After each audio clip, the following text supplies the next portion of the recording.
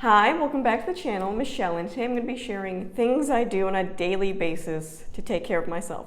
So I think self-care is very important. I think it can look very different depending on what stage of life you're in. So I just wanted to share the things that I do every day to kind of give back to myself. So the first one I'm going to share is I have a skincare routine. And again, this isn't because I'm worried about aging or any of that. I welcome that. Actually, I've always been mistook for much younger than I am, but I have noticed that my body just isn't doing things it used to do without effort, which will be a theme throughout this specific video. Particularly my skin has become very dry, and that could be, a bunch of things. I have an autoimmune condition, genetics, moisture in there, but to the point where it gets really painful. So I've had to implement a skincare routine just to bring the inflammation down and make myself more comfortable. So I'm going to share with you the things I'm currently using. So I use a face wash, a toner, and a moisturizer. So the face wash I've been using is this Cocoa Cream Cleanser from 100% Pure. I'll link up above. I got a subscription from them. That's usually what I do for my birthday or Mother's Day or something. I'll get a subscription box and they send you full-size products to try out. And I canceled the subscription because I had so many products. And again, they were larger size that I wasn't going through them quick enough. Even with my 11-year-old using some of them, I wasn't going through them quick enough. But I don't work with them, not affiliated or sponsored. I just really like 100% Pure. I like the ingredients. I like that you can see it tells you when something is gluten-free, and they even told me, if you're new to my channel, my youngest daughter has celiac disease, so we try to avoid bringing any gluten products in the house. And cosmetics, lotions, soaps can have gluten in them. So I'm just very mindful of that, and I reached out to customer service, and they got back to me and gave me a list of the few products in their line that contain gluten, so I appreciate that. So I'm always a fan of 100% Pure. So for my toner, this is something I just found at Kroger that was clearanced out. It's facial tonal with witch hazel and aloe vera. This has been working really well, especially in summer, just because my skin gets so dry, but the aloe vera really does help. And I do feel like it's making a difference. The moisturizer I use is this Vanny cream. This was suggested by dermatologists, free of dyes, fragrance, parabens, formaldehyde, and it's also gluten-free. And this has worked really well. I started using this in winter because that's when my skin was probably the worst, and I don't know why it was that way. Again, it could just be aging, approaching 40. But this has worked really well, and I use it with my daughter who has celiac disease. We use the body cream. So I use those daily, morning and night. Some things I also have been doing, just skincare-wise. Sunday I tried to do some type of mask exfoliating just because it helps with that, dead skin. One of the things I really like is this vitamin C glow mask. This is one of the things that came in that subscription box, and it smells amazing, as you can see. So you can leave this on overnight and it doesn't stain your sheets or anything. I've never had a problem or a pillowcase with that. And you wake up and your skin is like buttery soft. You just rinse it off, or you could just leave it on for 10 minutes, rinse it off. But that has really helped with my skin. And again, I'm just looking for moisture at this point, so I'm not uncomfortable. And then recently I've been using this Earth Mama mineral sunscreen, and it's a face stick, so you just put it on. And again, this isn't, me trying to be proactive about aging or anything like that. It's just, I am so ghostly white when I go outside. I burn within minutes, so I have to wear sunscreen whenever I'm in the sun. I'm like Casper, that type of white. As you can see, this is the sunscreen. Look how white that is. You can't even, blends in with my skin well. So I've been making an effort if I'm gonna be outside to make sure I put sunscreen on my face or I will look like a lobster.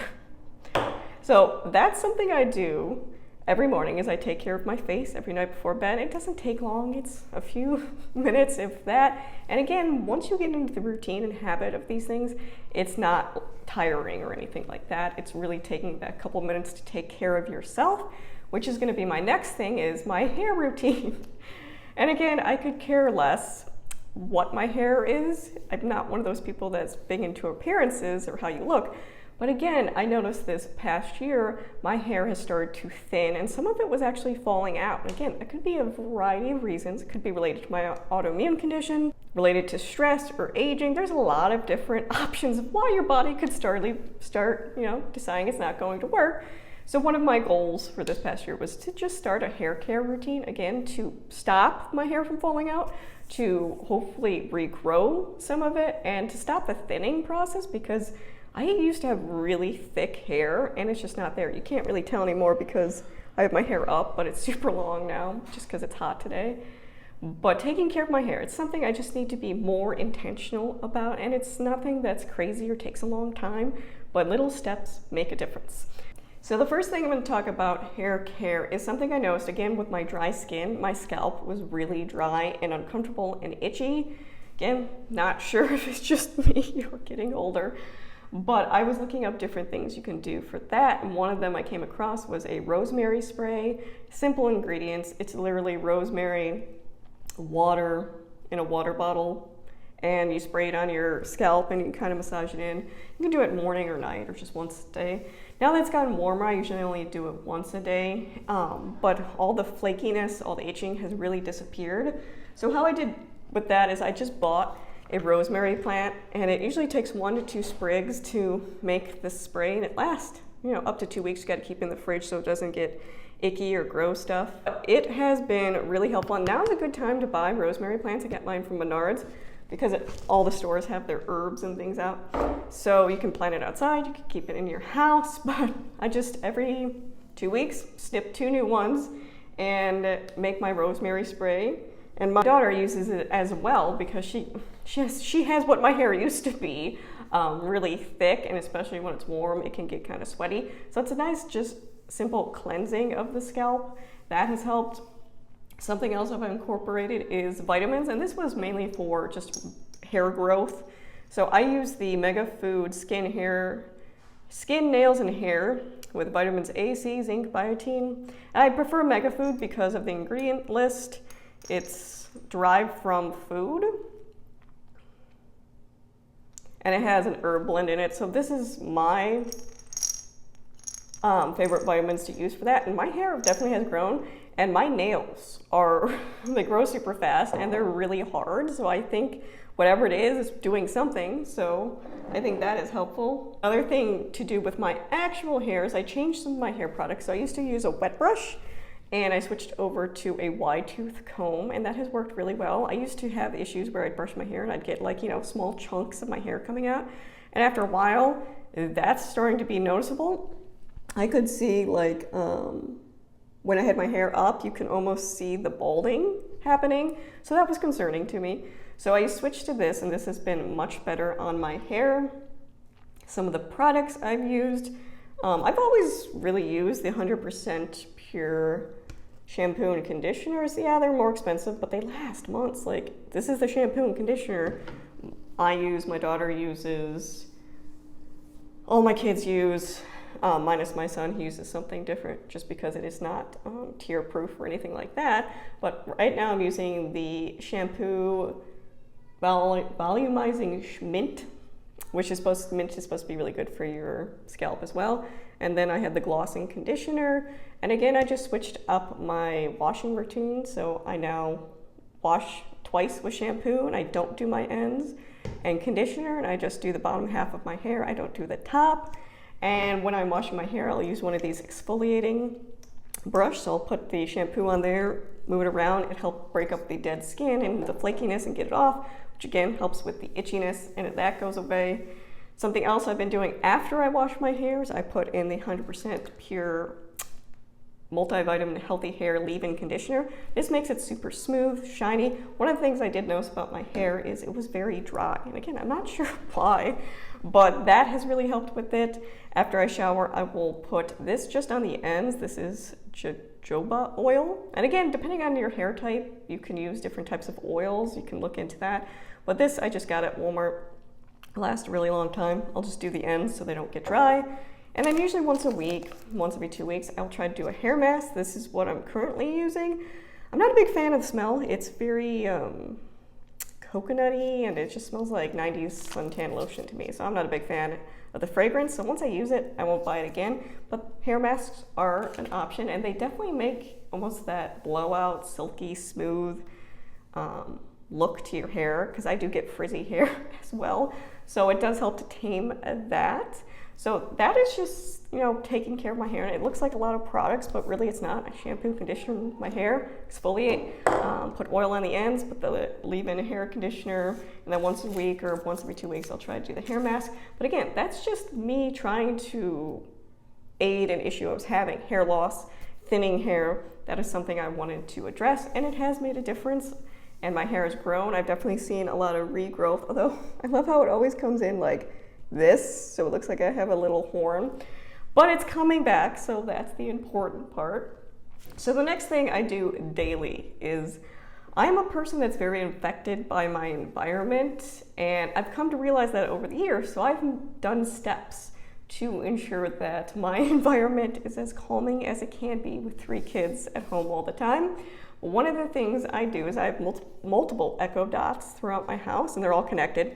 And music really has an impact on me. So in the morning, depending on who gets up first, if my 11-year-old is up first, she puts on nature sounds. Or if my husband's up first, he'll put up like camping noises, so like crickets chirping, which I'm not a fan of.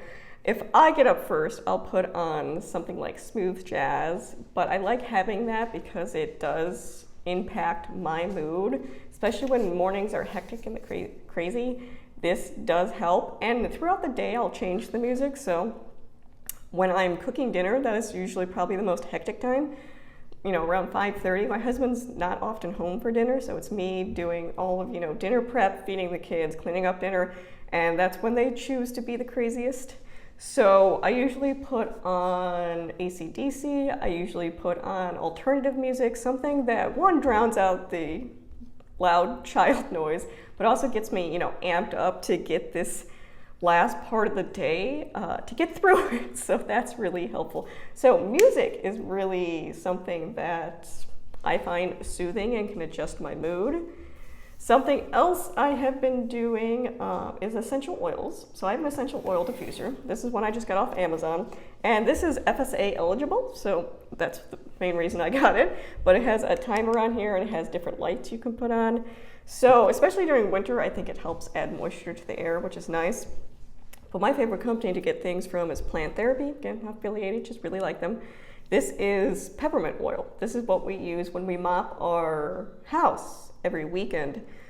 We put a couple drops on this on the top of the mop, so it's not actually touching the wood floors or anything.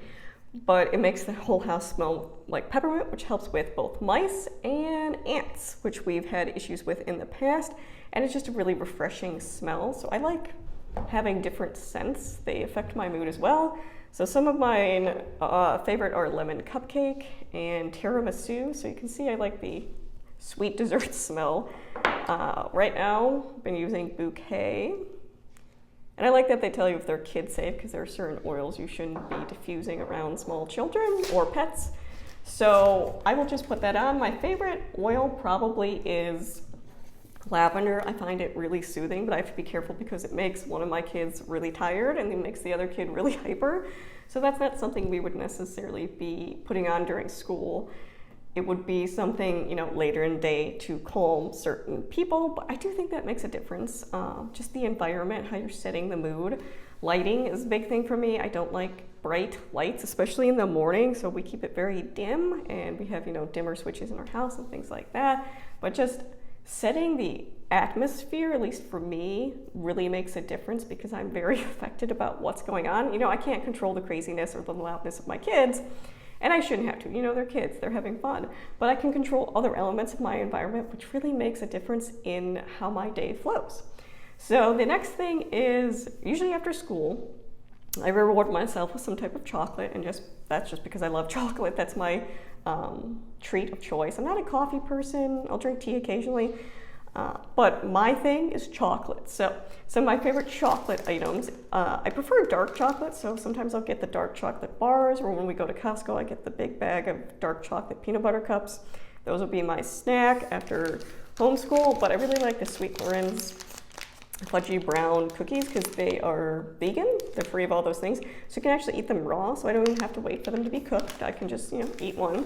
Also, big fan of the gluten-free Oreos. My favorite is mint, but my kids do like the double stuffed regular.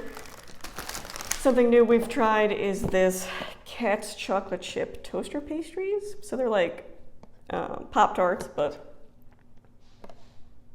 celiac friendly. So I will just eat some type of chocolate, and that's my little pick-me-up for the day. Another thing I will do is I read daily, and I think a lot of people are like, well, you've been homeschooling all day, don't you just want to kind of veg out? I look for things at the end of the day to be intellectually stimulating, because a lot of the things I'm doing in homeschool don't really hit that. I'm doing a lot of teaching, a lot of educating, but it's not necessarily growing my brain. So I really do enjoy reading in the evenings. I don't really do a lot of TV or any of that. I don't watch a lot of shows. Occasionally I'll watch one, but most of the time I choose to read with my free time. So I do choose to read mostly nonfiction. Again, I really enjoy learning more. So I'd show you what I was been reading lately. So I just finished this book. This was really good, which led to getting a bunch of different books recommended by this book. This was The Reading Zone, and then with Rigor for All. I finished this one, currently reading this one. And then I saw Mama Librarian suggested this. So I've been reading this one as well. So I usually have a couple books going at a time, but most of the time they are nonfiction because, again, I really enjoy learning more. The more I can learn, especially in educating my kids, I think the more I can learn, the better. Next thing I do, so before bed, we've gone through the day. I've done, my morning routine. I've had my chocolate. I've gone through the craziness of dinner. Before bed, there's two things I do. And again, this isn't me being health conscious or, I will never be that person that enjoys working out or going to the gym. That's just not me, and that's okay.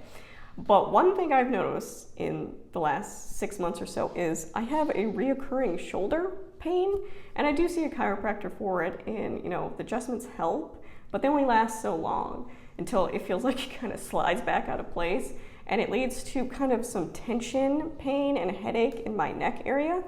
So one of the things, besides seeing a chiropractor, is I've been making intentional effort to do these stretches. And I'll link the YouTube video I use down below, and it's really made a difference. I used to get these, at least once a month, I'd get a really bad migraine from the tension that was here. And since I've done the stretches every night, it only takes like 5 minutes to do the stretches. I haven't had those issues. I haven't had the migraine problems because I'm loosening the muscles intentionally. And again, it's 5 minutes. I do it right beside my bed on my rug before I go to bed. And I've noticed a significant reduction in the pain. And sometimes I'll feel when I wake up that tightness right here. So I will do those exercises really quick to just loosen it up. That has made a difference. And I notice when I don't, I usually have problems. And the other thing I do right before bed is I practice belly breathing. So this is a mindful practice, but it's also something my chiropractor introduced to me years ago before I got pregnant with my third child. I had a really weak core from my previous pregnancies. I also had the dias recti where the abs separated, and I wanted to repair that before having my third pregnancy because it was making my pregnancies really uncomfortable. And she introduced me to belly breathing. So I do belly breathing for about 5 minutes before, and I actually bring in some mindfulness with that as well. So I inhale for 3 minutes, inhale for the count of 3, hold for 4, release on 5. And that's strengthening my core muscles. It's also relaxing me before bed because I'm one of those people that really enjoys thinking about all the things I have to do the next day and kind of making that mental list, but really that's not helping me wind down. So doing the belly breaths, and you can do these in bed while you're laying flat, so that makes it easy. So I'll do my back stretches or my shoulder stretches, and then I'll do my belly breathing right before bed, and that has really helped kind of calm me down, but it's also strengthened my core, which is really beneficial as well. I think, as we get older, we need to really listen to our bodies because they're not going to work the way they used to. They're not just going to, without any effort. It's funny when you wake up in your late 30s, early 40s, you feel like you fell down a cliff, but you really have to be listening to your body. And I especially think as parents, as mothers, caregivers, we often push ourselves to the end, and I get it. Depending on the stage of life you're in, that can be really hard. So just finding little tidbits of your day where you can insert something for yourself, or listen to your body when it's saying, hey, something's not going right anymore. You need to put more effort into it. To be really intentional about listening to yourself and what you need, because it is important. So those are the things I do on a daily basis. And again, they only take a couple minutes, but they do make a difference in how I feel overall. So if there's anything in particular that you do for self-care on a daily basis, I'd love to hear it down below. I'm always looking, for little tidbits I can add in here and there. If you have any questions about anything I mentioned, leave it in the comments below. If not, thank you for watching.